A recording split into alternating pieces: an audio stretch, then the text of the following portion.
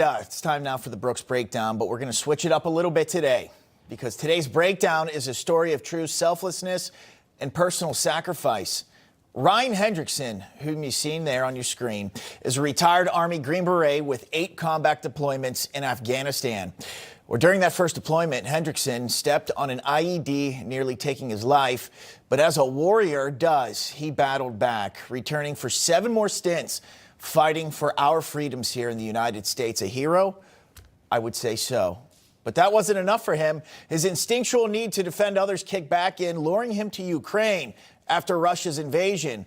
Well, now Ryan is running a nonprofit helping save innocent Ukrainian lives, using his experience from the Middle East to defuse landmines dropped into Ukrainian farmland and other places.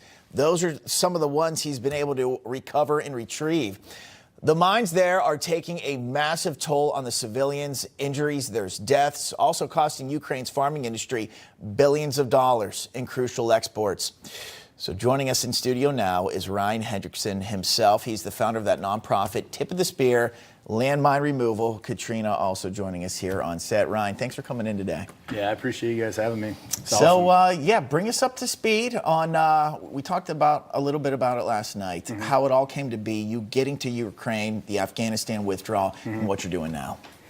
Yeah, so 2021, U.S. forces leave Afghanistan. I left about a month before the full withdrawal. And when I got home, I just remember this, just some dark times, this sense of what was it about, what was it for, and not having a purpose. And then, fast forward to February 2022, just like many people were, I was watching the TV screen and watching the events unfold of the full-scale invasion.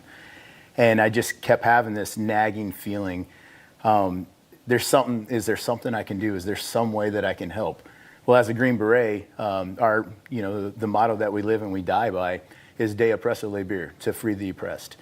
And so that nagging feeling that I had inside, it was something that was ingrained in me as a Green Beret, to free the oppressed. I wanted to go over and I wanted to help in anything. So eventually I went over in the middle of March of 22 and started helping evacuate women and children, civilians, from the areas that the Russians were moving into.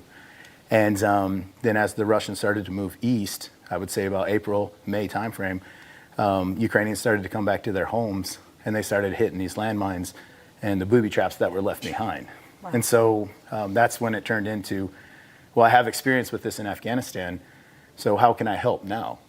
And that's what led to what we do today, and it's training, advising, and assisting Ukrainian sappers, force multiplying, equipping them, going out to the minefields and trying to make these areas safe again for the civilian population, because nobody should have to live in fear of their next step. So we're looking at a picture of you there. So what we're really talking about is these fields. This is Ukrainian farmland, yes, where civilians truly get their food, get their livelihood. So we're talking about families and kids here who are threatened by these landmines that were they were dropped there by the Russians. Kind of explain what types of fields we're talking about, where they are, and how you find them.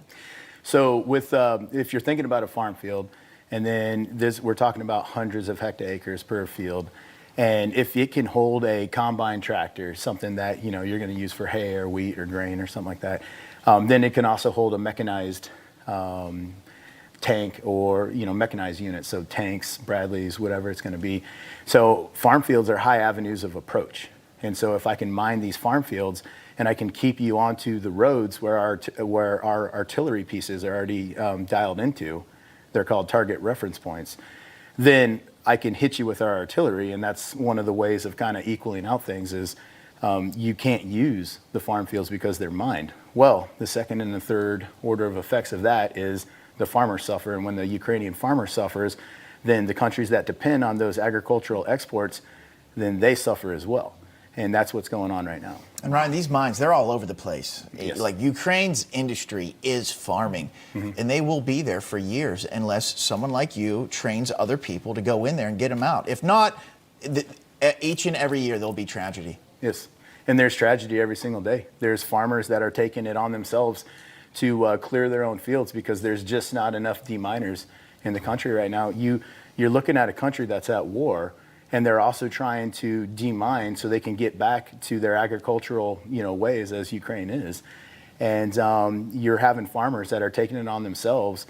Either they're doing makeshift stuff with their tractors or combines or whatnot, and the civilian casualty rate because of the landmine crisis in Ukraine is high. It's extremely high. And those landmines, how long can they last? I mean, we're talking decades? Forever. Here's the thing with landmines. Landmines, they don't have, there's no politics behind landmines. There's no religion. There's no sex. There's no gender, nothing like that. Landmines are indiscriminate killers, and they're going to continue to kill long after that last shot is fired and long after their intended purpose is up, and that could be over 100 years. Wow. Ryan, tell us about the nonprofit, how people can donate, get involved. You train other veterans like yourself just as well, and I know it's helped them greatly too. Yeah, Tip of the Spear landmine removal. Our website is landmineremoval.org, and we're veteran owned and operated, and we, as U.S. veterans, we go over to Ukraine and we partner up with Ukrainian veterans, those that have been wounded in defense of their country. And then we're giving them another sense of service again, to where now they're demining again. They can no longer serve in a military capacity, but they're continuing to serve their country, demining, removing these landmines. And so it's U.S. veterans assisting Ukrainian veterans for a mine-free Ukraine. Wow.